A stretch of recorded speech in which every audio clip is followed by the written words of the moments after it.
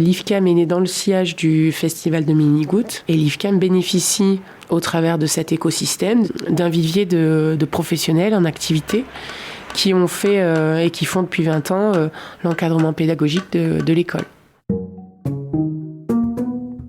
Réflecteur, le podcast sur l'écosystème des films documentaires. Épisode 33. Je m'appelle Anaïs Bajeux, je suis cadreuse, monteuse et réalisatrice. À l'embouchure des films alimentaires et de ceux qui me font vibrer, à l'estuaire de l'autoproduction et de la diffusion télé. Freelance depuis 2017, je mène ma barque en me rendant à l'évidence. Je manque de clés, de connaissances et d'expériences pour bien comprendre l'écosystème des films documentaires. Ces chroniques ressources sont des boîtes à outils ancrées dans la réalité professionnelle. Elles existent pour vulgariser des contenus administratifs, juridiques, institutionnels, qui peuvent pour certains, certaines, paraître rébarbatifs. J'espère du coup que ça vous plaira. En faisant différentes formations, j'ai rencontré plusieurs réalisateuristes de films animaliers qui me parlaient d'une école appelée l'IFCAM, que je ne connaissais pas. Ce centre de formation dispense un cursus unique en Europe et dispose d'un site naturel de 70 hectares.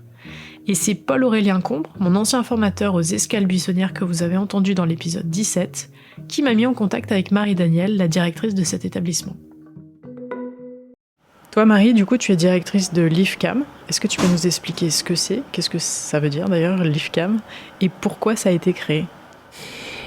L'IFCAM, c'est l'acronyme de l'Institut francophone de formation au cinéma animalier de Menigout. Menigout qui est un petit village des Deux-Sèvres, situé entre Poitiers et Niort, et qui est le village dans lequel a été créé il y a 40 ans le festival ornithologique de Menigout, le festival du film ornithologique de Menigout, et qui est l'un des grands festivals de documentaires animaliers en France, qui a une renommée internationale et qui a été créé dans cet endroit, dans ce petit coin de France improbable.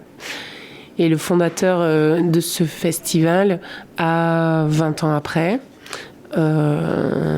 perçu qu'un manque de formation chez de nombreux nouveaux réalisateurs et réalisatrices qui se sont intéressés au festival à l'aune de l'ouverture de toutes les chaînes câblées, les chaînes satellites, qui ouvraient qui ouvraient des cases thématiques sur le documentaire animalier. Donc il y a eu à cette époque un appel d'air sur la production, et beaucoup de réalisateurs et réalisatrices qui n'étaient pas du tout formés à l'animalier se sont positionnés sur ces nouveaux créneaux et avaient un défaut de formation énorme, donc ils venaient se nourrir évidemment comme ils pouvaient, et donc ils rejoignaient le festival de Menigout pour poser plein de questions, et ça a interloqué le Dominique Bourard, donc qui est le fondateur du festival et qui est aussi de fait le fondateur de cette école, de cet institut. Et donc l'IFCAM est né dans le sillage du festival de Menigout, et l'IFCAM bénéficie, au travers de cet écosystème, de ce petit échange, d'un vivier de professionnels en activité qui ont fait et qui font depuis 20 ans l'encadrement pédagogique de l'école. Il y a une espèce de lien très vertueux entre un festival qui accueille des réalisateurs, des réalisatrices qui reviennent chaque année, et des personnes qui gravitent, évidemment, qui viennent parce que leur film est sélectionné, que l'on peut rencontrer à cette occasion-là. Et donc, il y a un lien très fort entre l'activité du festival et l'école. Et donc, cette école, donc en fait, c'est plutôt, pour être exact, un centre de formation qui porte depuis 20 ans une formation de niveau master dans laquelle on rentre avec un bac +3. Et c'est la formation principale qui est proposée par l'IFCAM.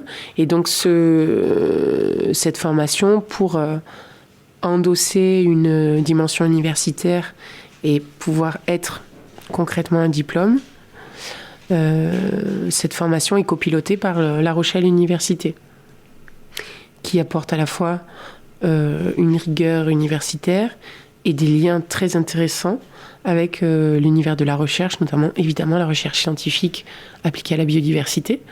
Et puisqu'on a la chance d'être à 40 km du centre d'études biologiques de Chizé, qui est l'un des plus gros pôles CNRS dédiés à l'étude du vivant en France. Et pour compléter cet écosystème donc géographique, il existe à 3 km de l'IFCAM, dans ce petit coin de Bocage, un centre permanent d'initiative à l'environnement qui accueille du public et avec qui nous échangeons plutôt sur une dynamique de vie locale. Et ce qui est intéressant dans cette école, c'est qu'elle a une dimension très concrète, très professionnalisante. Et en même temps, de par le fait qu'elle est unique en France, elle accueille, je pourrais dire très facilement, le meilleur, si tant est qu'on travaille bien en amont, mais le meilleur des professionnels du documentaire animalier. Et elle accueille aussi des étudiants qui sont très, très déterminés à entrer dans cette école. Et donc, depuis 20 ans, l'école est assez jeune. Elle a été créée il y a 20 ans. Et aujourd'hui, ça fait une petite dizaine d'années que les jeunes filles et jeunes garçons qui ont été formés à l'IFCAM sont en activité. Et aujourd'hui, colorent le champ du documentaire animalier de façon très précise, mais évolue aussi dans d'autres métiers en lien avec l'audiovisuel ou le cinéma, avec toujours cette attention très particulière au documentaire animalier, puisque c'est vraiment le sujet de la le sujet de la formation. Donc tu as évoqué le fait qu'il y a un parcours universitaire. J'ai cru comprendre malgré tout qu'il y avait différentes formes de formation, oui, des plus ou moins longues. Est-ce que tu pourrais détailler en fait ce qui est proposé et du coup qui sont les personnes, le profil des personnes qui souhaitent postuler? À côté de cette formation principale, l'IFCAM propose depuis 3 ans un diplôme d'université aussi copiloté avec La Rochelle Université, qui est un diplôme dédié à la photographie de nature et d'environnement. Cette formation, elle s'étale sur 5 mois. C'est vraiment une formation professionnelle qui est plutôt orientée, proposée à des personnes qui ont déjà une activité et qui souhaitent compléter leur activité professionnelle ou amatrice de cette formation pour pouvoir se sentir plus légitime ou acquérir des compétences sur la photo ou sur l'écriture. Parce que la particularité de ce diplôme photo, c'est qu'il est composé à 50% de pratiques photographiques, à 50% de pratiques d'écriture, de rédaction, de façon à permettre aux étudiants d'utiliser et de faire vivre leurs photos et de ne pas se retrouver avec des tonnes de photos difficiles à exploiter parce que difficilement pensées dans un cadre, avec une espèce de frein sur la partie rédactionnelle. Qu'est-ce que je raconte sur ma photo? Donc il semblait essentiel d'avoir cette double approche. Donc ça, c'est les 2 diplômes qui sont proposés à l'IFCAM. Donc le fameux diplôme de réalisation du film nature-environnement, le DU photo, pour le dire très simplement. Et ensuite, nous proposons des formations courtes d'1 semaine environ et qui créent un parcours autour de la vidéo, de nature et d'environnement, avec une première formation dédiée à l'écriture, des formations dédiées au tournage, aux techniques de prise de vue animalière, une formation dédiée au son, une au mixage, une au montage, de façon à accompagner des personnes qui viennent chercher des formations professionnelles sur toutes les étapes de fabrication d'un film. Ces formations-là, elles sont courtes et elles sont, comme le DU photo, accessibles à toutes et tous, mais avec évidemment une recherche de financement un peu différente que le master.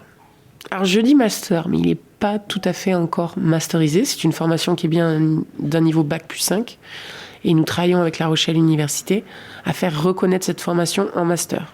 Ce qu'elle a été par le passé et ce qu'il faut qu'on retrouve pour donner un titre plus précis à ce diplôme d'université. Donc les étudiants plus ou moins jeunes ou les personnes en activité qui candidatent au diplôme de réalisation du film animalier sont très variés, ont des cursus et des histoires de vie très variées. Alors déjà, pour commencer, il y a des étudiants qui arrivent juste après leur licence Et il y a des personnes qui ont déjà travaillé peut-être 15 ans et qui candidatent. Donc c'est vraiment une formation ouverte à la fois à la formation initiale et à la formation continue. Et les cursus sont très différents. C'est ce qui fait la richesse d'ailleurs de ces promotions, puisque très rapidement, il y a un tiers d'étudiants souvent qui viennent d'un cursus bio, sciences de la vie.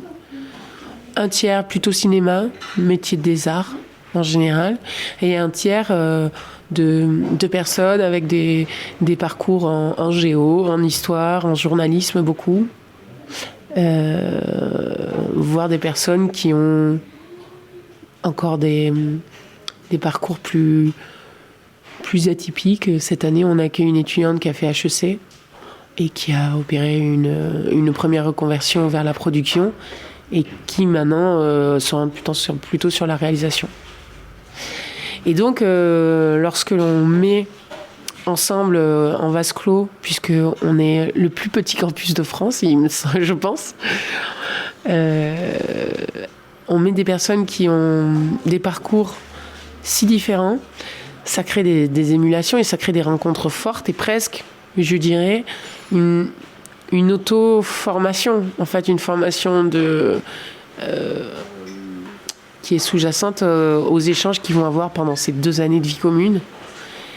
Et c'est absolument passionnant d'apprendre de quelqu'un qui a une énorme culture cinématographique, de voir des films qu'il a vus, et au contraire, pour des personnes qui viennent d'un cursus littéraire, a fortiori cinéma, d'apprendre au contact de jeunes qui sortent de bio, qui ont souvent des expériences dans les milieux associatifs, une expérience de naturaliste.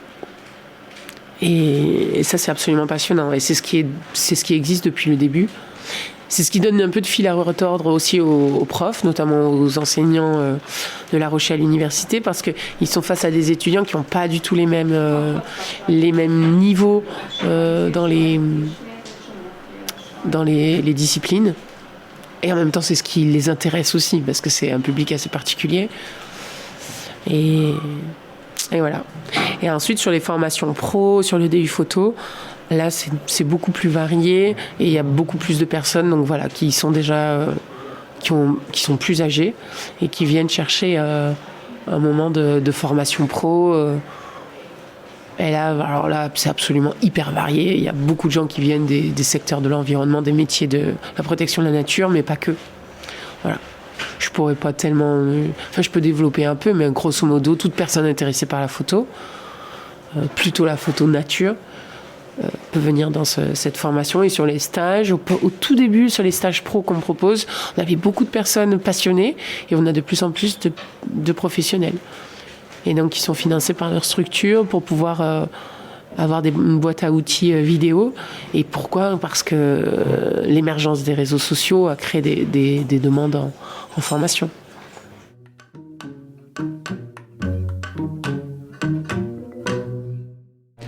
Toi, comment t'en es arrivée à être directrice de cette école, du coup ? Et pourquoi ça t'a plu ? J'espère que ça te plaît. Évidemment. Alors, donc moi, que j'ai fait partie de la première promotion de l'école. J'ai eu une chance pour cela absolument incroyable. Hein. C'est vraiment un parcours, un moment dans une vie qui transforme le chemin qu'on a pris. Et à la suite de cette formation, donc c'était en 2004, j'ai réalisé pendant 13 à 14 ans des documentaires autour de l'environnement. Alors au début, comme un début, de façon très autoproduite, associative, et puis ensuite sur des projets plus importants avec des partenaires, plutôt des partenaires institutionnels et parfois des producteurs et des chaînes de télé.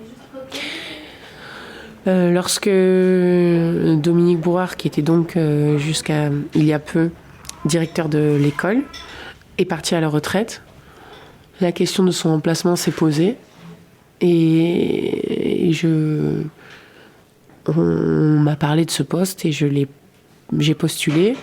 Je trouvais absolument passionnant de pouvoir revenir avec tout le bagage que j'avais acquis et pouvoir transmettre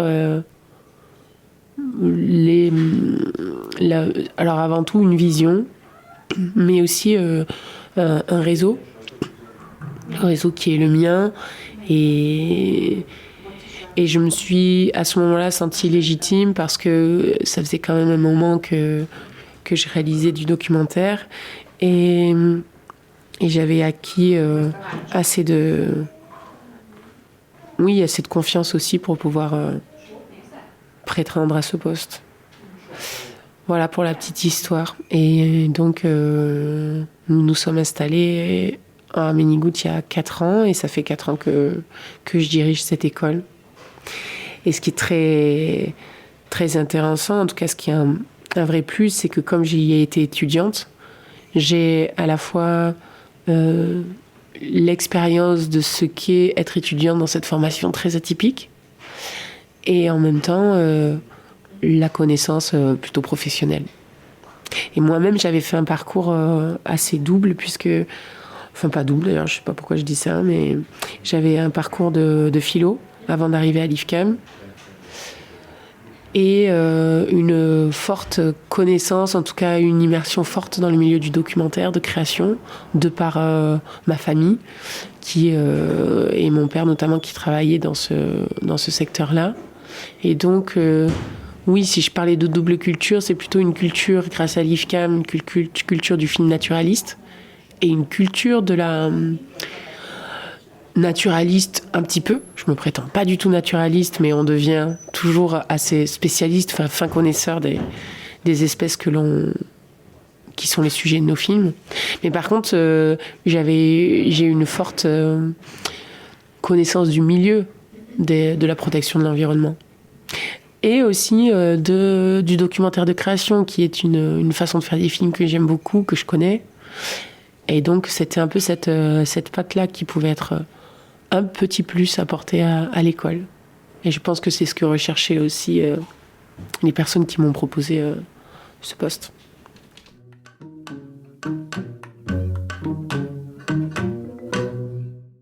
Est-ce qu'on peut considérer que le centre de formation, c'est une école dite publique, dite privée? En fait, en termes de fonctionnement financier, comment ça fonctionne? Comment ça marche?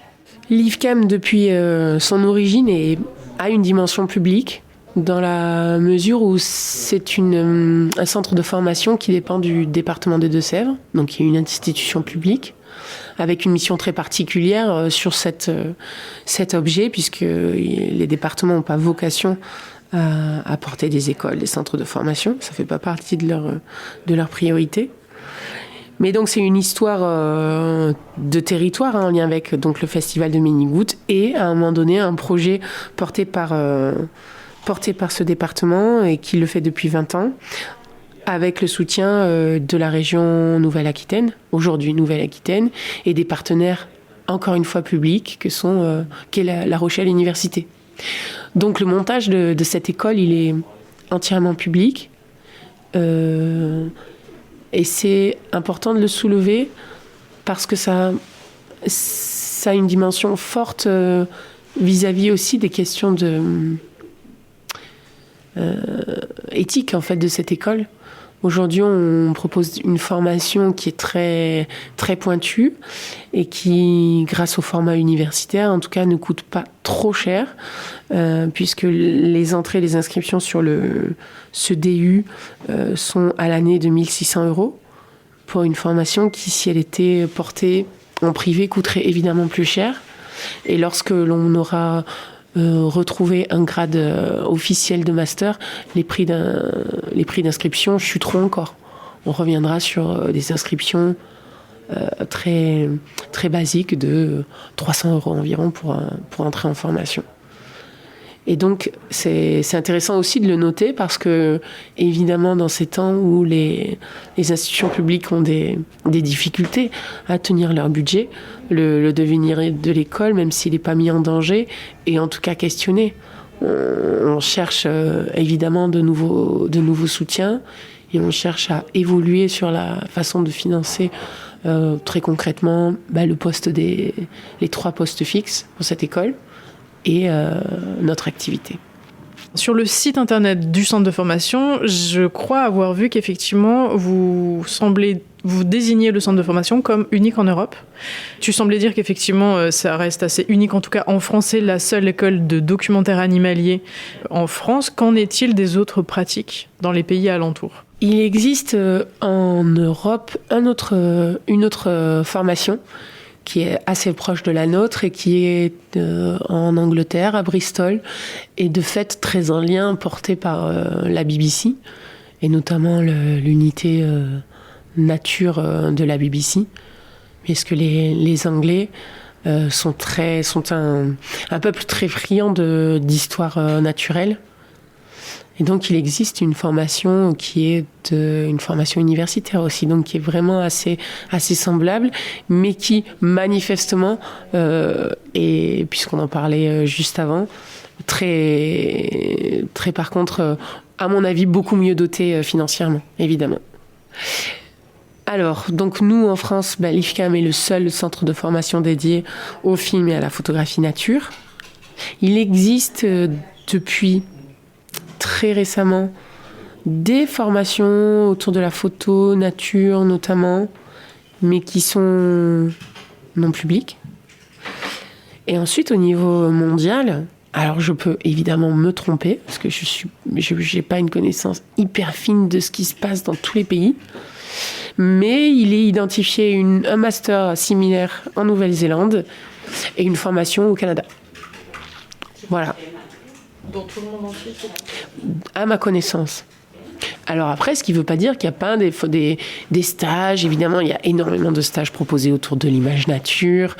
A fortiori, quand on pense aux stages de photographie des animaux sauvages, beaucoup de festivals en proposent. Mais la dimension universitaire n'est jamais présente et le temps dédié à la formation n'est évidemment pas le même. Voilà. Parce que c'est une formation, 2 ans de formation sur un milieu particulier dans un centre géographique, hein, puisque l'école, ça ressemble à une petite ferme qui a été rénovée et donc qui est devenue école, sur un site de 70 hectares géré pour la biodiversité, dans la faveur de la biodiversité. Et ça, évidemment, c'est des conditions absolument merveilleuses d'apprentissage, mais c'est des conditions qui coûtent.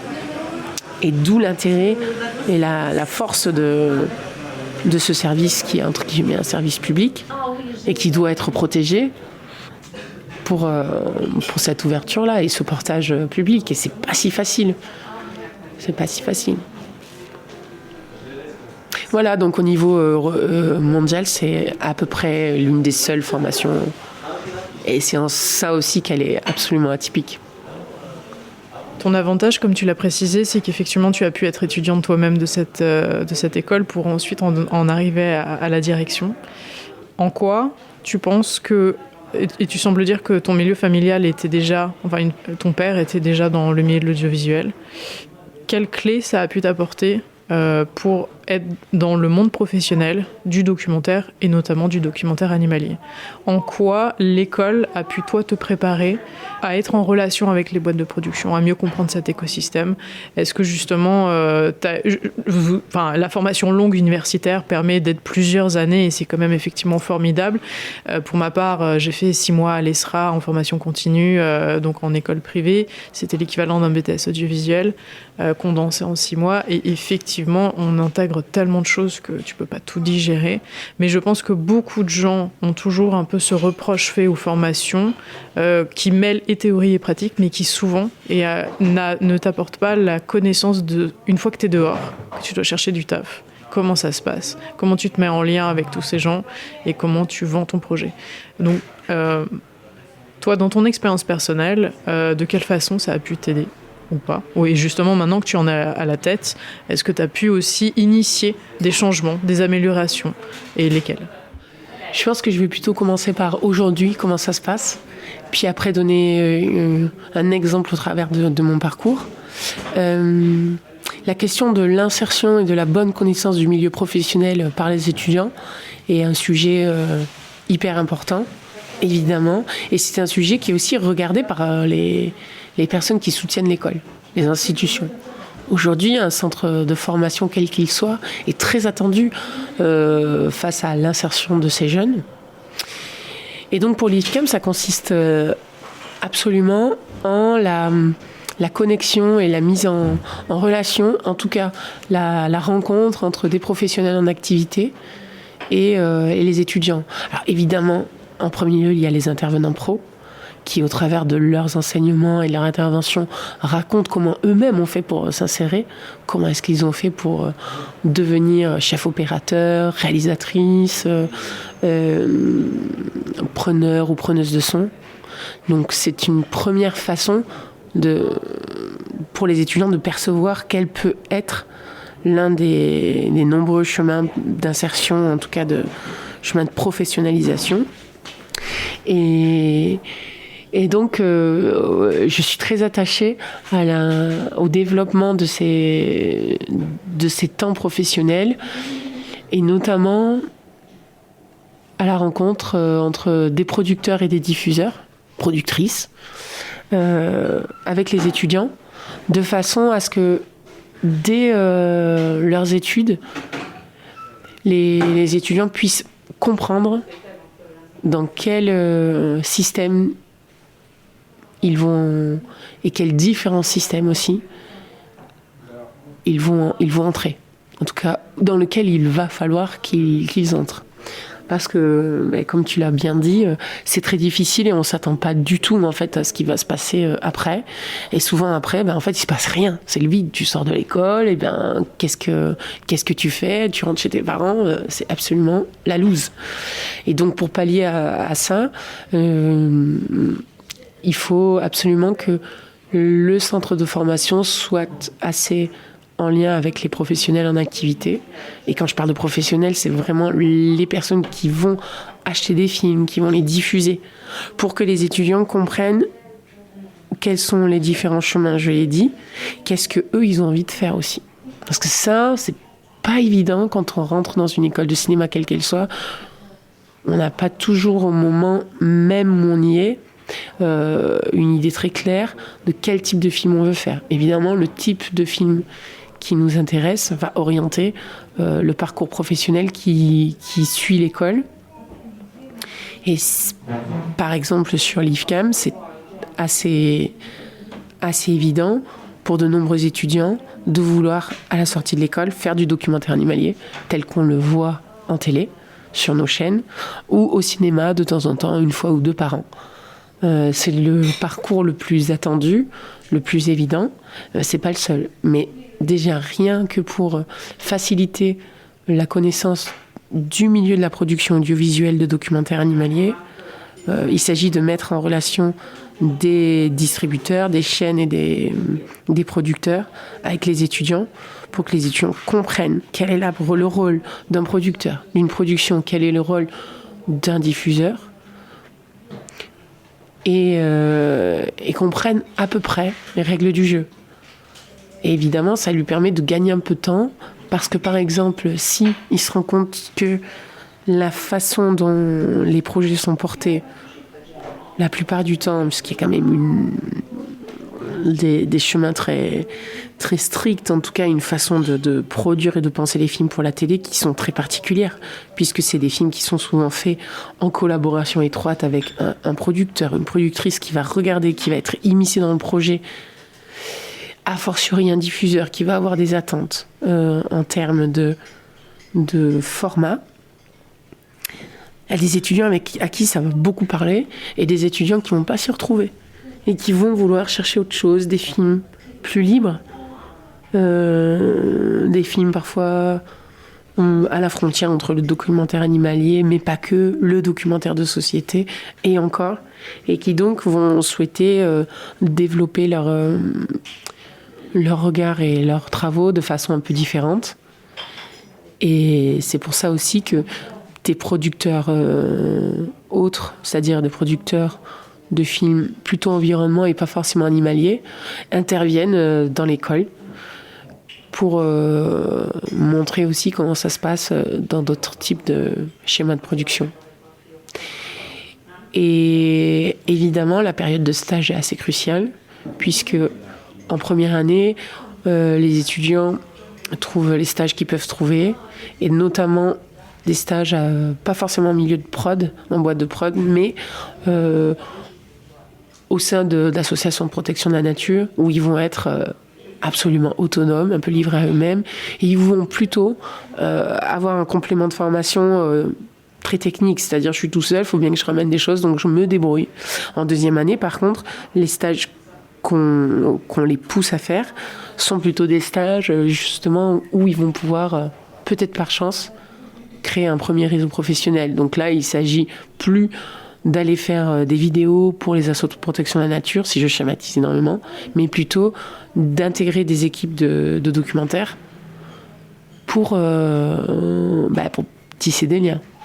Et parfois, ça peut permettre, ce premier stage peut permettre une première entrée sur un poste rémunéré après. Alors ça, évidemment, c'est génial quand ça se passe comme ça. Ça se passe pas tout le temps comme ça, mais quand même. Et donc, les périodes de stage sont hyper importantes. Et ensuite, ce qui vient compléter la connexion entre les professionnels et les étudiants, en tout cas entre le monde professionnel et les étudiants, c'est une année assez particulière, complètement officieuse et non obligatoire à la fin des 2 années.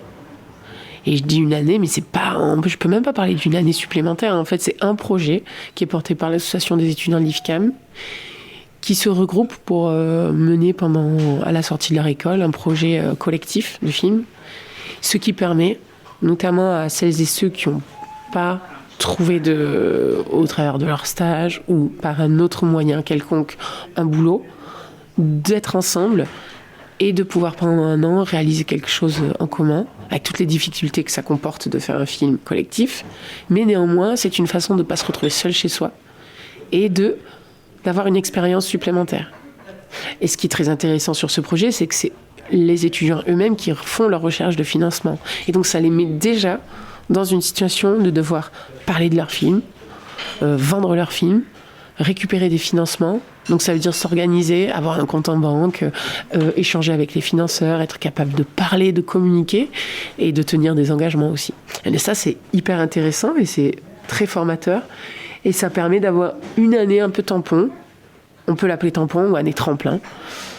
Et après ça, la suite, je dirais, de l'accompagnement de l'école. Et là aussi, pas officiel évidemment, mais on garde des liens très forts avec nos étudiants.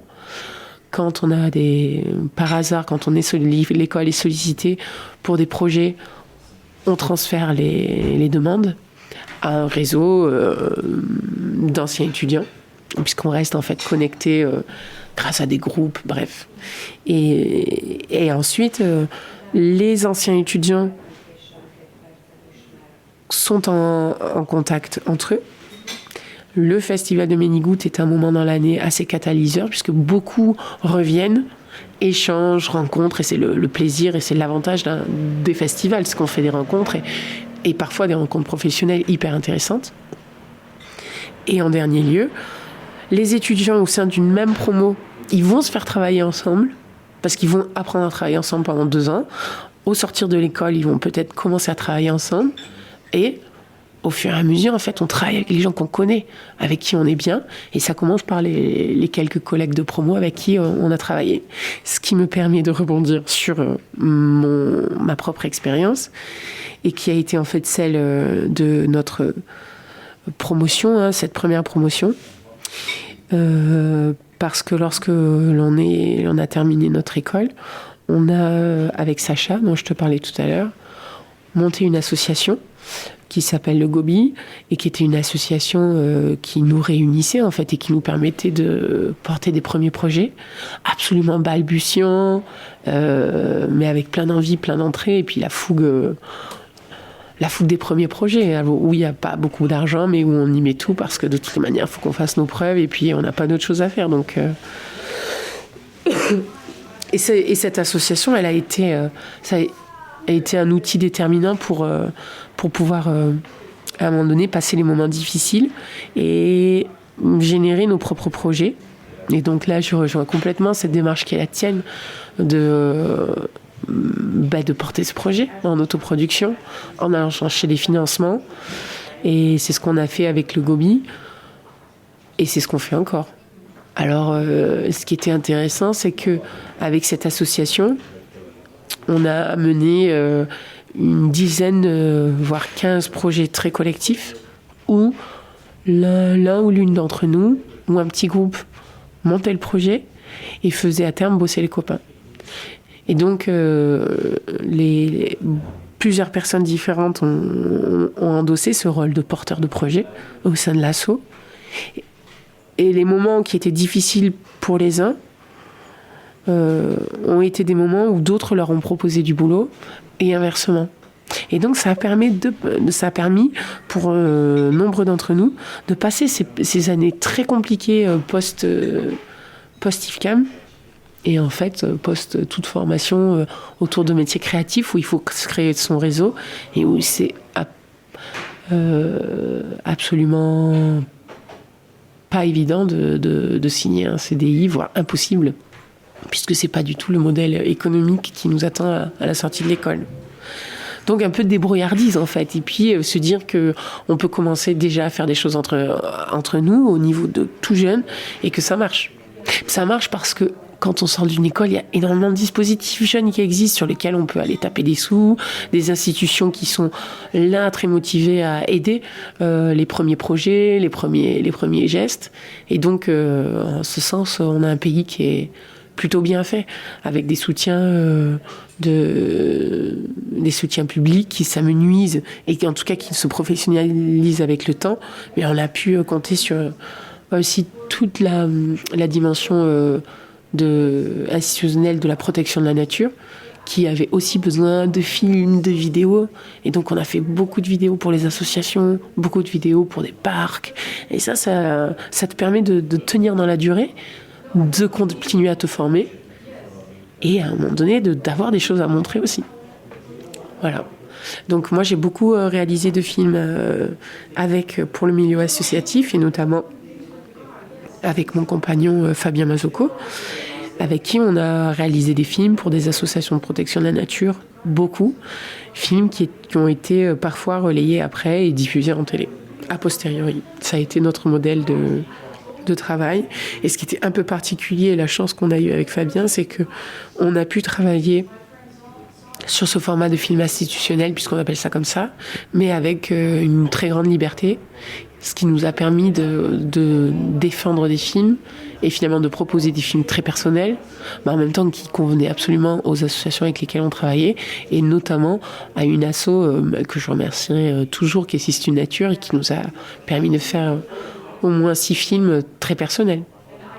Et c'était des conditions absolument idéales de travail, mais donc assez particulières, puisque moi j'ai pas du tout cherché à travailler avec les boîtes de production de documentaires animaliers au départ. Et j'ai des amis donc au sein de ma promotion, et puis il y a beaucoup d'étudiants, et heureusement, qui ont pu travailler au bout de quelques temps avec des maisons de production, et notamment aujourd'hui avec en tout cas la connaissance du milieu professionnel de cette école, qui permet à de nombreux jeunes de décrocher des stages, d'avoir une certaine confiance de la part du milieu de la production sur la capacité des jeunes qui sortent de cette école. Ça, c'est pas tout à fait la même chose qu'il y a 20 ans, évidemment. Et l'école a une image aujourd'hui, ce qui n'était pas le cas au tout début. Et j'en suis ravie, hein. Très bien vu. Enfin, les jeunes, la capacité de travail,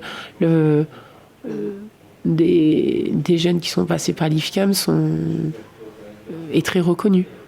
Et donc ça permet aux nouveaux de pouvoir ouvrir des portes un peu plus facilement. Et je mets beaucoup de réserves parce que c'est toujours très difficile. Ce milieu est très concurrentiel, très compliqué à percevoir, à comprendre, et il faut s'accrocher. Les premières années sont très difficiles, évidemment. Mais beaucoup de très nombreux anciens étudiants travaillent dans le secteur. Donc, ce qui montre que c'est possible. Mais chacun construit un parcours qui qui est le sien en fait. Il y a vraiment différentes façons de travailler autour du film nature. Donc lorsqu'on est sorti de l'école, avec Sacha Bollet qui était étudiante avec moi dans cette première promotion, nous avons toutes les deux monté une association. Nous sommes toujours marseillaises de cœur, et on avait monté cette association, le Gobi, pour pouvoir en fait créer des projets, les porter et être en capacité de les porter financièrement. Et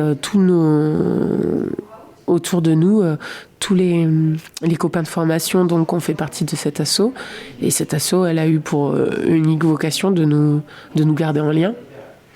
Et elle a vraiment fait son travail. Et Sacha est toujours aujourd'hui réalisatrice. Et voilà, et comme je le disais, cette asso a été vraiment déterminante dans notre capacité à tenir sur du long terme.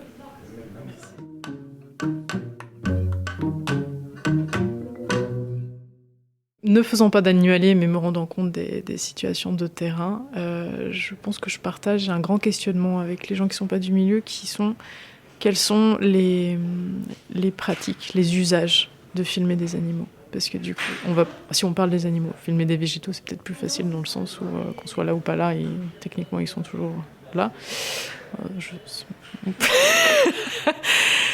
Je suppose que quand on a une envie, en tout cas, de filmer des animaux, on impacte forcément l'environnement. De quelle façon les pratiques ont pu évoluer aussi à travers le temps ? Est-ce que, on va dire, il y a des puristes il faut qu'on observe pendant des heures pour déranger le moins possible, et à contrario, il y a pu avoir, par le passé, mais peut-être encore, des gens qui ont peut-être moins de scrupules, ou simplement ils n'ont pas le temps, et que du coup, pour aller voir le lion, au lieu de l'attendre pendant des heures, de mettre un bout de viande, tu vois, des appâts ou des choses comme ça. Comment ça se passe ? En tout cas, ce qui a fait l'essence du festival et de l'IFCAM, c'est un lien très fort entre les pratiques de tournage et l'observation naturaliste, avec tout ce qu'elle impose par principe et par définition de respect du monde sauvage.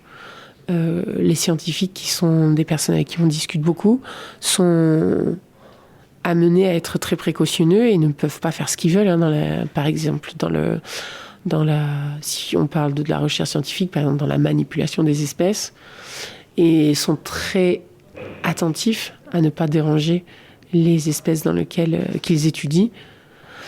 Et évidemment, à la base, pour un réalisateur ou une réalisatrice de documentaire animalier, filmer des animaux comporte de façon évidente et par principe le souci de ne pas déranger. Et pour une première raison, qui est éthique, c'est-à-dire qu'on n'a pas envie de faire de dégâts lorsqu'on filme, et aussi parce que quand malheureusement tu déranges une espèce, pas tout le temps, mais souvent ça se voit. Et donc pour réussir des séquences, arriver à avoir des images, il faut que les animaux soient en confiance et globalement ne te voient pas ou te perçoivent que très peu et ne se sentent pas en danger. Parce que sinon ils fuient, et puis toi t'es tout seul, et puis voilà, c'est réglé en fait, t'es arrivé, t'as tout fait envoler, t'as tout... Donc ça marche pas. Donc ça veut dire que t'as une connaissance, il y a des bases qui sont des bases d'approche naturaliste, qui sont enseignées par exemple à l'IFCAM. Et ça c'est tout le savoir-faire des chefs opérateurs et chefs opératrices et réalisateurs de documentaires animaliers. Tu dois être en capacité de savoir que pour tourner telle image, il va falloir préparer ton terrain, t'entourer de... Toi, bien connaître évidemment les espèces, et t'entourer de personnes ressources qui peuvent être soit des collègues chefs opérateurs, mais surtout des personnes de terrain, des naturalistes qui sont soit des amis, soit des gens que tu vas rencontrer qu'on appelle des fixeurs, et qui peuvent être en fait des personnes qui sont soit des scientifiques, soit des personnes qui travaillent de façon salariée ou pas dans des assos. Bref, il y a plein de personnes qui sont très connaisseuses du terrain. Ça peut être, par exemple, des passionnés, des propriétaires, enfin des gens qui connaissent bien les lieux. Ça, tu t'entoures toujours quand tu fais du documentaire animalier. C'est la base, c'est savoir qui sont les personnes ressources sur les espèces. des copains photographes, par exemple, des copains réals qui ont déjà fait ces images, qui ont déjà tourné, qui connaissent bien. Et donc, et là, il va se poser la question du temps de tournage, parce que si tu fais un film de façon autoproduit, ce qui peut être une première option, tu peux passer tout le temps que tu veux à filmer. Et il y a même, par exemple, des façons de travailler qui sont de tourner des séquences, de tourner des images animalières, de les vendre après, ou à un moment donné d'en avoir assez pour faire un film. Et c'est la démarche de pas mal de chefs opérateurs, de chefs opératrices, et aussi parce qu'ils sont passionnés par l'image et passionnés par les animaux, donc ils tournent ces images et puis à un moment donné, ils peuvent les vendre. Et c'est souvent tu fais pas que du stock d'images, mais tu fais tu tournes à un moment donné des films, et puis à côté, t'es passionné, tu fais tes images. Ça... Mais il peut arriver, la difficulté suivante, c'est que, par exemple, tu as une super idée de film sur des espèces pas forcément faciles à filmer, ou tu es amené parce qu'on te propose de réaliser un film sur telle thématique, et à ce moment-là, il va falloir que tu sois en capacité de ramener des images et qui sont parfois difficiles à ramener. Et donc là, c'est un enjeu tout à fait différent qui est celui de l'enjeu de production. Et là se posent parfois des difficultés qui sont que si tu n'as que 2 mois de tournage ou 3 mois de tournage pour avoir des images animalières difficiles, tu ne pourras pas les faire en fait, tu n'auras pas le temps technique. Donc soit c'est des images que tu as déjà et tu les vends. Et par exemple, nous, c'est beaucoup ce qu'on a fait. C'est-à-dire que à l'occasion de premiers films, on a fait des images sur telles espèces. Et puis, on est sollicité pour faire un film dans lequel il y a des séquences sur ces espèces-là, ces animaux. On réutilise nos rushs. Et en fait, ça, dans le documentaire animalier, ça existe beaucoup. Cette spécialisation sur certaines espèces, où on va faire appel, par exemple, à des copains qui ont déjà des images d'ours. On va acheter l'achat d'images est très utilisé. Et pour revenir à ta question principale, qui était comment est-ce qu'on fait quelle éthique on s'impose quand on fait du documentaire. L'éthique appartient à chacun. Et puis après, dans un contexte de production, un réalisateur ou une réalisatrice est en capacité de dire à un producteur, à un moment donné, qui va avoir des envies, de dire ce qui est possible ou pas de faire. Tu racontes des histoires qui sont véraces au niveau scientifique, au niveau naturaliste, et le but, c'est d'essayer de dire le moins de bêtises, mais ça veut dire qu'il faut bien connaître et être en capacité de ramener ton diffuseur ou ton producteur quand il commence à rêver à trop anthropomorphiser, par exemple, des comportements. Et donc, il est vrai que dans le milieu du documentaire animalier, mais pas que, en fait, dans le milieu du cinéma en général, il y a eu des pratiques, il y a parfois encore des pratiques qui visent, par exemple, à utiliser, par exemple, des animaux imprégnés pour pouvoir réaliser des scènes de fiction entre des animaux. Ces animaux, ils sont parfois utilisés dans le documentaire animalier, et la plupart du temps, en fait, c'est des animaux du cinéma, on appelle ça comme ça. Et c'est des animaux qui sont des animaux dressés, des animaux sauvages, donc il y a des autorisations très particulières pour ces sociétés de pouvoir avoir ces animaux en captivité et les utiliser sur des tournages. Nous, on fait un focus en animalier parce que parfois, certaines productions mettent en place ce type de collaboration avec ces sociétés pour avoir des images qui sont très difficiles à avoir en nature. Et la majeure partie du temps, quand même, ces animaux, ils sont plutôt destinés à être utilisés sur des films de fiction. Donc nous, admettons qu'on mette ça de côté parce que c'est pas notre sujet, mais en gardant ça en tête, on peut s'intéresser à la façon dont, parfois sur des documentaires, on peut avoir recours à de l'imprégné, mais c'est des méthodes qui sont peu utilisées parce qu'elles coûtent très cher. Ça coûte très très cher d'utiliser, par exemple, de payer un dresseur de renard pour que le renard puisse être utilisé pour compléter des images sauvages. Ça arrive parfois, ça coûte très cher. Donc la majorité du temps, les productions, elles vont plutôt être intéressées à avoir des réalisateurs et des réalisatrices qui sont en mesure de ramener des images de sauvages et et d'être en mesure de les raconter au travers de récits et de montages qui fassent que l'histoire puisse se raconter sans qu'on ait besoin d'utiliser des animaux imprégnés. Et après, ce que tu parlais de déplacement d'espèces, de manipulation.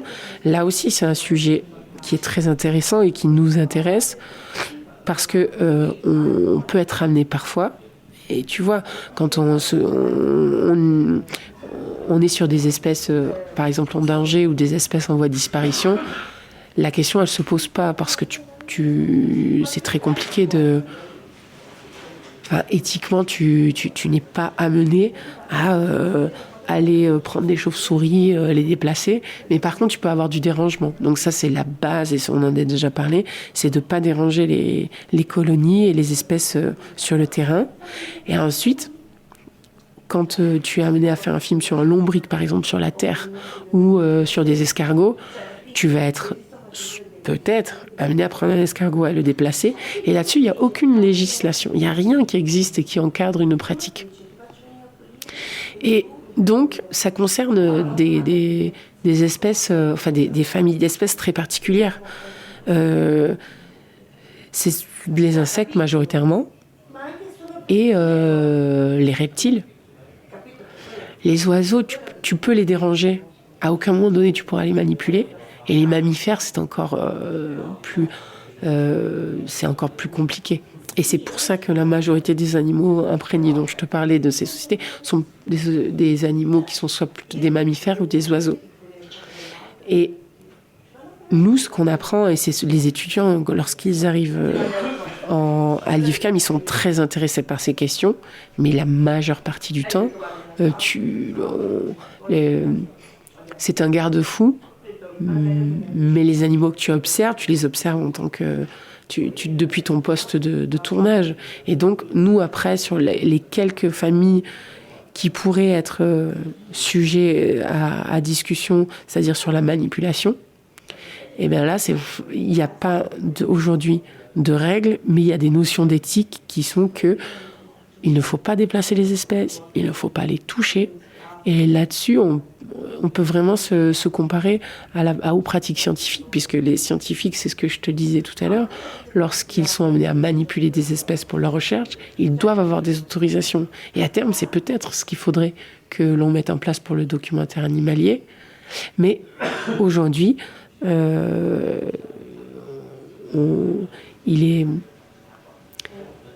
apprend, en tout cas, on sensibilise les étudiants, et eux-mêmes sont très sensibilisés sur ces questions d'impacter le moins possible et donc de respecter absolument les espèces sauvages. Et donc, voilà, c'est vraiment des discussions et une acculturation qui permet de savoir, en fait, où est-ce que tu mets tes limites et après, comment est-ce que ces limites vont pouvoir être défendues dans des projets où parfois les questions vont se poser, de se dire ben non mais là tu peux pas faire ça, c'est pas assez joli, et donc c'est vrai que c'est un enjeu fort sur certains sujets de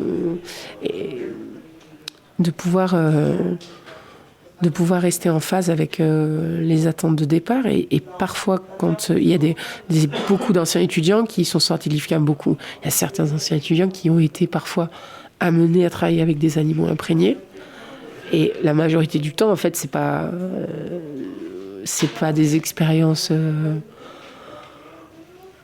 on voudrait tous éviter, mais parfois c'est arrivé. Et donc là-dessus, ce qui est je trouve important pour ces anciens étudiants, par exemple, c'est le fait d'être passé par l'IFCAM, d'avoir eu toute cette imprégnation de cette culture très proche de la protection de l'environnement, sur des questions très sensibles d'éthique, te permet à toi d'être vraiment en respect des animaux. Et c'est pour ça que je te disais, attention, en fait, on en parle beaucoup sur le documentaire animalier, évidemment, mais on n'imagine même pas en fiction l'étendue, en fait, de ces pratiques.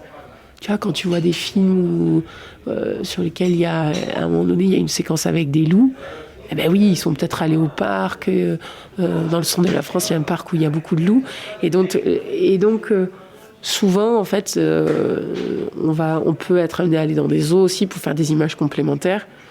Moi, je suis pas exceptionnelle, je suis pas choquée. Enfin, à la limite, je trouve que c'est peut-être mieux. Mais il faut l'assumer, il faut le dire au générique, simplement. Quand on a besoin d'avoir des gros plans, on peut être amené à aller les faire en zoo. Alors là, l'estime en prend un coup, mais en même temps, ça permet de faire des images et de pouvoir compléter. Mais c'est surtout dans les milieux naturels, être en mesure de bien savoir comment se positionner et avoir une connaissance assez aiguisée pour pouvoir arriver à faire ces images sans déranger les espèces. Et ça, c'est vraiment ce qu'on apprend à l'école.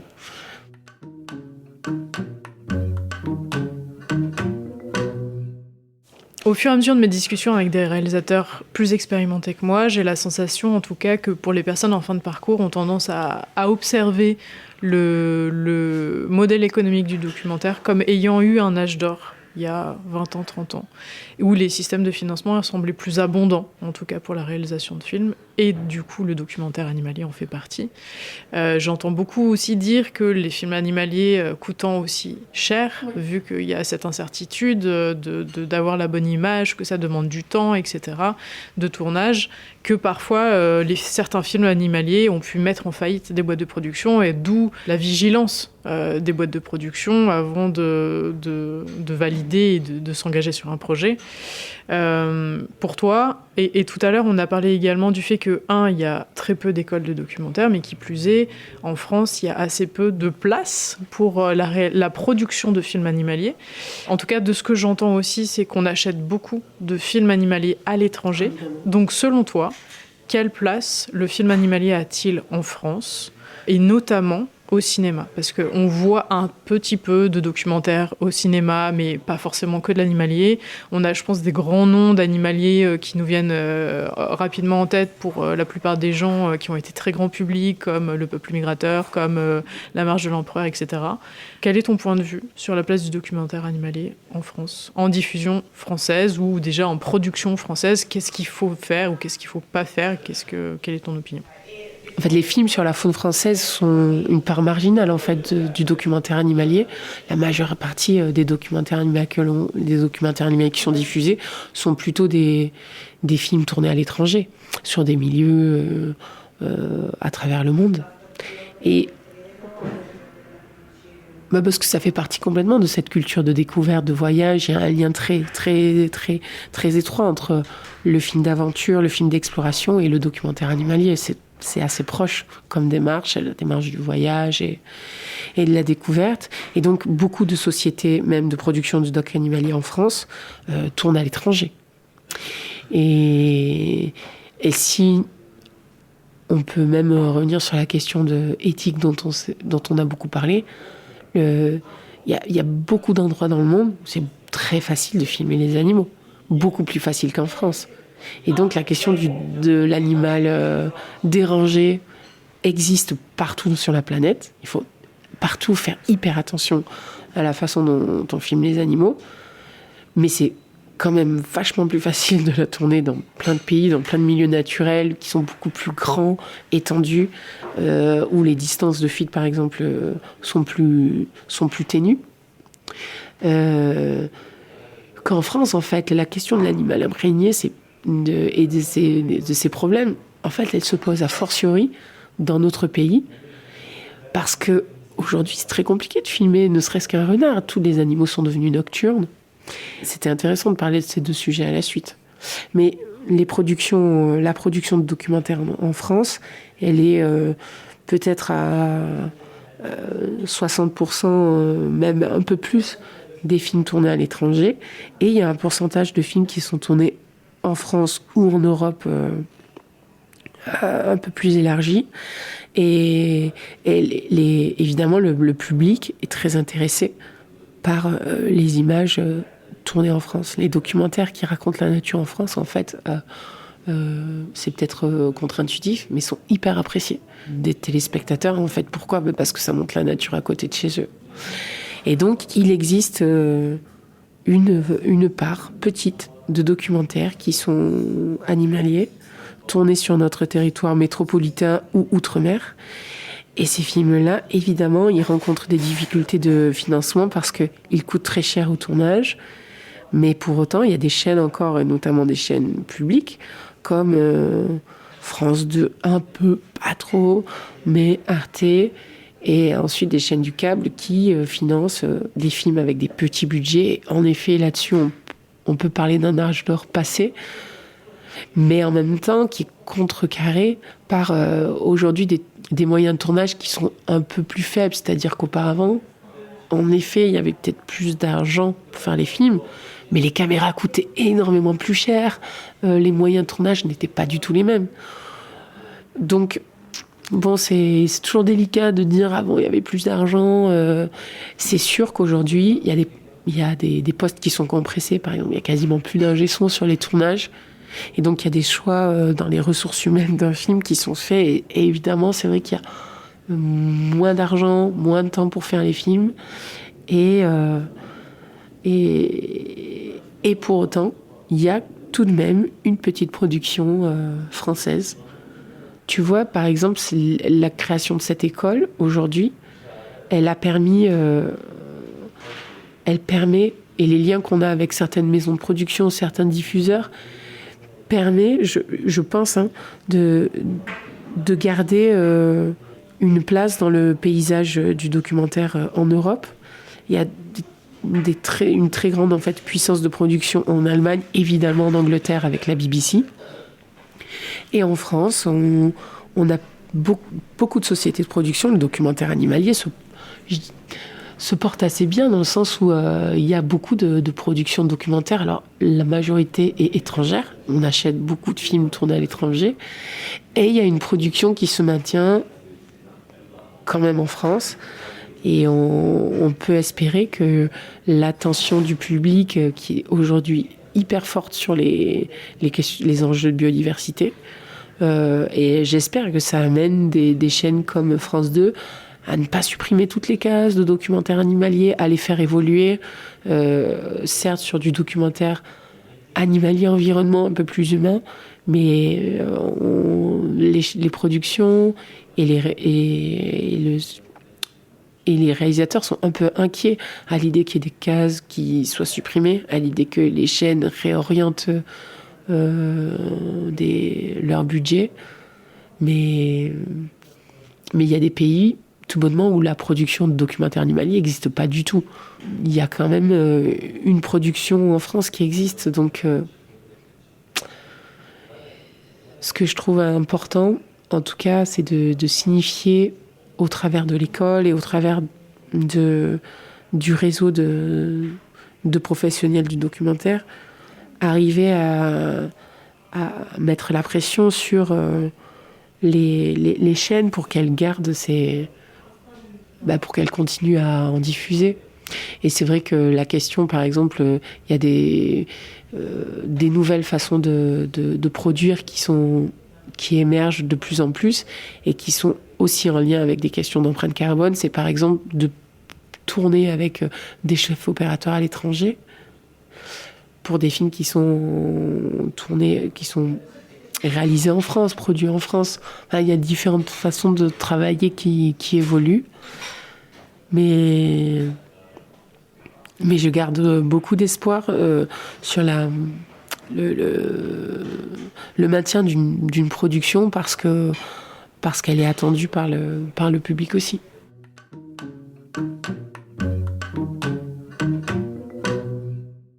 En fait, il y a plusieurs chaînes qui produisent du documentaire animalier avec avec des échelles de moyens financiers différentes. Par exemple, il y a une chaîne qui produit beaucoup de documentaires animaliers, mais avec peu de moyens, c'est Ushuaïa. Par exemple, Ushuaïa, c'est une chaîne qui permet de faire ses premiers films, souvent. Et pour ça, elle a beaucoup de valeur, cette chaîne. Alors, c'est vrai que c'est des budgets petits, mais en même temps, avec des budgets petits, on va pouvoir... cette chaîne va de fait permettre à des plus jeunes réalisateurs ou réalisatrices de faire leurs armes. Et ensuite, tu as d'autres chaînes comme Arte, avec les 3 unités, que ce soit Arte France, Arte Strasbourg ou Arte Allemagne, qui ont plus de moyens, mais qui vont donner leur chance à des réalisateurs un peu plus confirmés. Et France 2, jusqu'à présent, avait des cases de documentaires animaliers qui se sont un peu réduites. Donc ça, c'était une inquiétude pour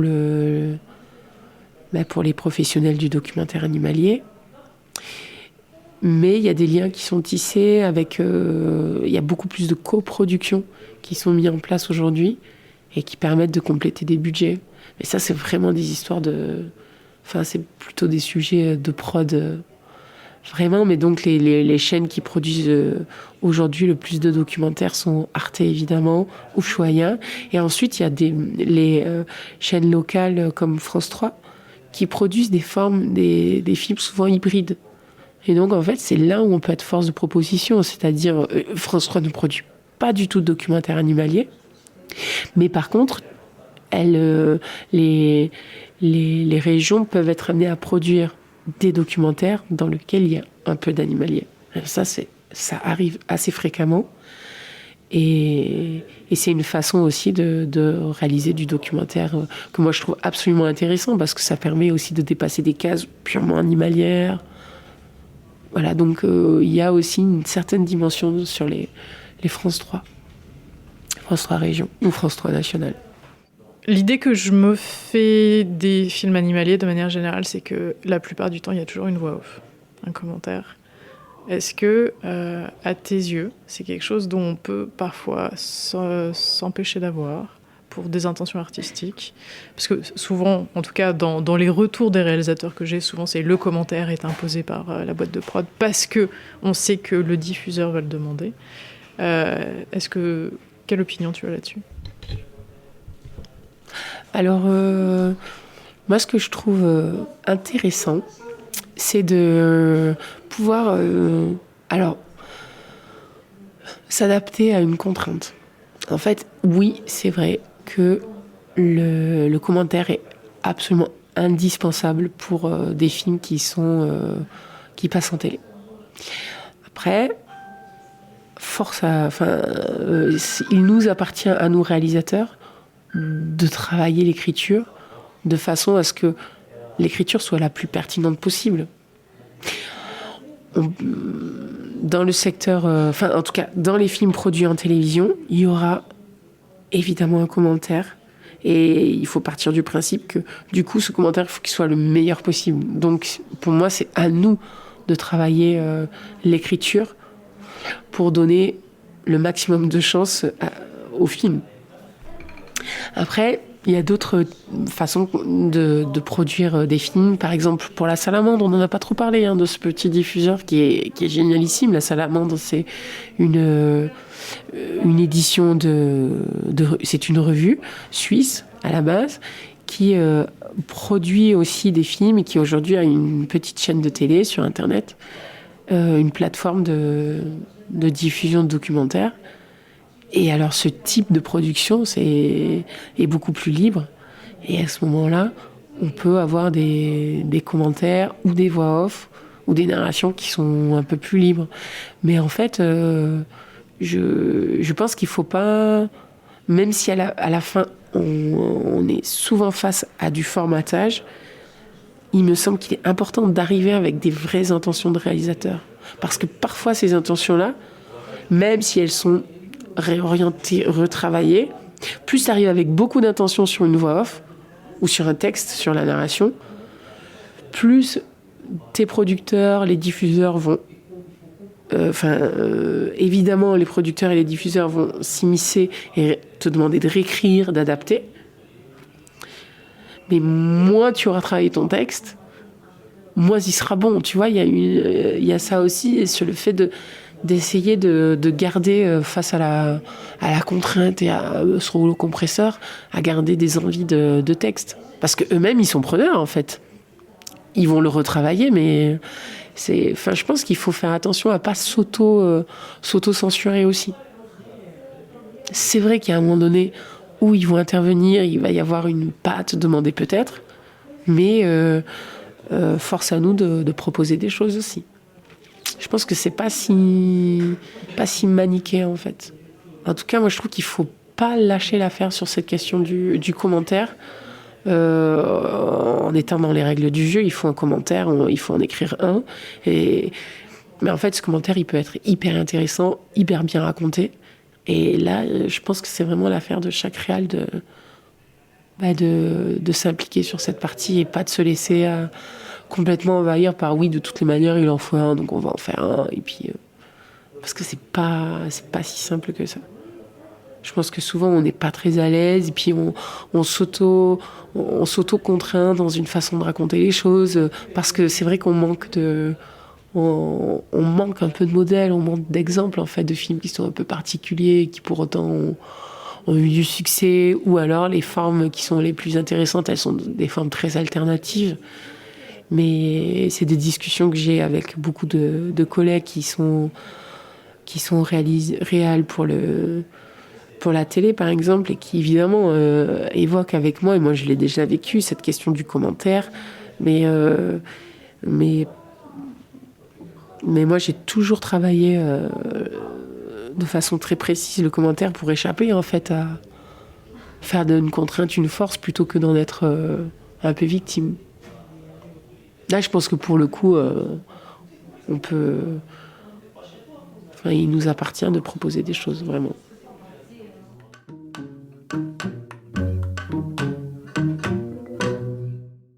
Fais-tu partie des gens qui supposent que les films changent le monde ? Et as-tu des exemples de films qui t'ont marqué, de films animaliers, où tu penses qu'ils ont eu un vrai impact sur l'audience ? Alors oui, c'est un peu naïf de dire ça, mais je vais développer. En fait, si on part du principe que les films qu'on fait, ils servent à rien, moi je pense qu'il vaut mieux pas du tout en faire, tu vois. Donc c'est vraiment plutôt une posture du réalisateur de se dire que évidemment un film il va pas à lui seul changer le monde, mais en tant que réalisateur on a quand même cette mission de se dire que si on prend la parole c'est pas pour servir à rien. Donc je pense que c'est plutôt la façon dont nous en tant que réalisateurs on se positionne. Et il y a des films qui ont été déterminants. C'est pas forcément des films purement animaliers, mais il y a des films à un moment donné qui servent une cause. Et c'est des films impact, par exemple, des films qui à un moment donné mettent la lumière sur des sujets. Et là, on est sur du documentaire animalier, mais plutôt aussi sur du documentaire qui alerte. Je pense qu'il y a des films qui ont contribué à mettre une lumière sur des sujets, en tout cas qui ont accompagné des besoins de protection ou de meilleure connaissance. Et donc pour moi, c'est un outil parmi tant d'autres, le documentaire animalier et le documentaire tout court pour nous aider, pour accompagner la compréhension du monde. Et je trouve que du coup, la question qui est un peu manichéenne de dire est-ce qu'un film va changer le monde, le film en lui-même, il ne change pas le monde, mais il aide. En tout cas, il se doit. Pour moi, c'est vraiment la mission. Ouais, on peut parler de mission. En tout cas, c'est pour ça. Je trouve qu'on fait des films, c'est pour informer et c'est pour raconter le monde dans lequel on vit. Et le documentaire animalier, il déroge pas. Je pense à cette règle que l'on se fixe quand on réalise, c'est-à-dire et c'est pour ça que je trouve que c'est important quand on fait ces recherches, d'aller voir des personnes qui aujourd'hui ont des choses à dire. Et je te parle pas forcément de gens hyper engagés, mais même des scientifiques, d'aller chercher des scientifiques qui défendent des choses au travers de leurs recherches. Et donc, oui, à mon avis, même si un film ne va pas changer le monde, évidemment, c'est important d'avoir l'impression qu'on le fait et qu'on participe à l'évolution, soit des consciences, des prises de conscience.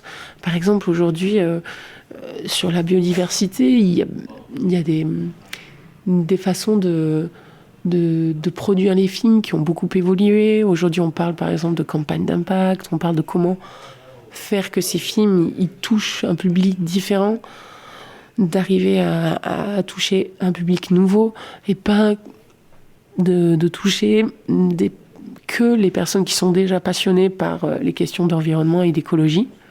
Et donc ça, je trouve c'est tout l'enjeu qui est absolument passionnant aujourd'hui, c'est de se dire comment est-ce qu'on arrive à faire des films qui peuvent toucher des nouveaux publics. Et c'est pas facile du tout, mais je trouve que c'est ce qui doit nous animer. Quand nous, on était étudiants, on avait vu un film, même deux, mais surtout le premier film de Patrick Rouxel qui s'appelait Losing Tomorrow. C'était un film autoproduit, en fait, en plus, qui avait une dimension de défense de l'environnement qui était très claire. Et en fait, ce film, il avait été pour nous un énorme coup de poing, parce que c'était la première fois qu'on parlait de la déforestation aussi ouvertement, avec l'impact que ça avait sur les communautés d'orang-outans. Et le film était très fort en plus au niveau de la narration, de sa construction, il était super. Et aujourd'hui, la question de l'huile de palme, c'est un sujet qui a beaucoup été documenté et qui reste quand même d'actualité. Mais tu vois, ce film, pour moi, même si j'étais déjà dans le cœur du documentaire animalier, parce que j'avais déjà fait l'IFCAM, mais ce film, il m'a beaucoup marqué. Et il a marqué beaucoup de gens. Et Patrick Rouxel a mis ce film en accès libre. Ce film, il a permis à sa juste mesure de participer à cette prise de conscience. Donc oui, moi je suis persuadée qu'il y a des films qui sont peut-être hybrides entre connaissance, engagement. Et en fait, je crois qu'en plus, il faut se permettre de les faire. En tout cas, de les rêver et de les proposer. Parce que sinon, tu te dis que tu fais du film conventionnel. Enfin, c'est absolument pas désirable pour le futur. Et les étudiants, ils veulent... Enfin, les jeunes étudiants, quand ils rentrent à l'IFCAM, ils ont absolument pas envie de... Ils ont au contraire, ils arrivent en se disant j'ai envie de raconter des histoires sur la nature parce que j'ai envie de faire connaître ces sujets. Et ça leur semble important. Donc ouais, moi je suis absolument convaincue, même si c'est pas facile, évidemment, faut pas être bisounours. Mais ces films, et j'espère que le documentaire animalier, le documentaire sur les questions environnementales et sur les histoires naturelles vont encore évoluer vis-à-vis de tout ce qu'on vit. Et c'est sûr. C'est intéressant que tu cites Patrick Rouxel, justement, parce qu'en parlant de la question précédente qui était est-ce qu'on met toujours une voix off, justement, j'ai souvenir d'avoir vu un de ses films avant de partir en Amazonie, justement, où ça parle de déforestation en Amérique du Sud, et il n'y avait pas du tout de voix off. Et c'est que de la musique, et je me suis dit, waouh, un long métrage, juste donc documentaire, et qu'avec de la musique, et des images qui sont clairement genre... je trouve ça hyper impressionnant. Donc merci pour la ref. Et ma dernière question, c'est est-ce que tu as justement des références de films, documentaires animaliers, ou pas que animaliers, on a le droit de sortir de là, qui t'ont beaucoup marqué, qui font partie un peu de ta bibliothèque, de ta filmothèque préférée, tu vois, qui sont des réalisateurs inspirants ou des films qui t'ont amené à repenser en fait ta façon de tourner. Il y a beaucoup de films qui me nourrissent et qui sont des films qui ne sont pas des documentaires animaliers directement, mais qui sont plutôt des films qui racontent les relations entre des communautés humaines et dans leur milieu naturel. Et il y a des films, par exemple, les très grands films de Pierre Perrault, qui est un réalisateur canadien, et qui a filmé les habitants de certaines régions du Québec, du Canada, sont pour moi hyper intéressantes et sont toujours à voir, même si c'est des films un peu cultes, hein, tu vois, c'est des vieux films, noir et blanc, mais qui racontent des histoires d'humains dans leur environnement. En fait, moi, c'est ce que je trouve hyper intéressant, c'est comment on est en lien avec les autres espèces. De façon plus récente, il y a le film La Panthère des Neiges, qui a été un moment très fort, je pense, qui a permis à beaucoup de jeunes, soit en phase d'études, soit après, de se dire que, en fait, il y avait des façons de raconter les histoires autres que les façons classiques de raconter. Il y a un film qui a été réalisé par des anciens étudiants de l'IFCAM qui s'appelle La porte était ouverte. Et c'est un film qui a une dimension un peu post-apocalyptique. Je le trouve magnifique parce que c'est un film animalier, avec une voix off très, très poétique et qui justement est un exemple typique de voix off très travaillée. Alors évidemment, ce film, il n'a pas été produit dans le cadre télévisuel, mais il existe. Et pour moi, c'est un film référence. Voilà, je trouve qu'il y a des travaux de réalisateurs qui sont pas des réalisateurs de documentaires animaliers, mais qui s'intéressent à la nature, qui sont hyper intéressants. Par exemple, le film Rivière ou Méandre ou La rivière inventée, qui est sorti très récemment, qui est un très beau travail, je trouve. Et il y a beaucoup de formes hybrides, moi, qui m'intéressent énormément. Là, je pourrais pas en citer forcément plus, mais voilà, ces quelques films, en fait, donnent un aperçu de ce qui peut être fait en télévision, de façon classique ou pas, en marge de la télévision, comme par exemple La porte était ouverte, qui est plutôt un film autoproduit, et des vieux films qui sont dans une bibliothèque de cinéphiles, et qui, je trouve, font l'histoire du documentaire animalier, et qu'il faut pas oublier, parce que c'était par exemple des textes où la narration était très belle. Dans les films de Pierre Perrault, il y a toujours une voix off, et les textes sont magnifiques. Réflecteur, c'est fini pour aujourd'hui. Un grand merci à Marie-Danielle pour cette rencontre. Je vous mets bien sûr tous les liens utiles en description de l'épisode. On se retrouve au prochain épisode pour le making-of du film Origine Congo, qui explore la construction de l'identité afrodescendante et la mémoire coloniale entre la France et le Congo.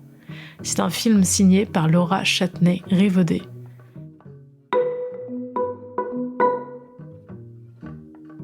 Comme d'habitude, si cet épisode vous a appris des choses ou donné des idées, pensez à le partager à vos collègues, vos amis ou partenaires de tournage. Et si vous avez une minute, laissez-moi quelques étoiles ou un commentaire. C'est le meilleur moyen de faire connaître le podcast. Un podcast produit et réalisé par mes soins, avec une composition musicale réalisée par Claire-Sophie Dagnon, avec Vera et Léon au violoncelle, et une illustration d'Hugo Merel. À bientôt!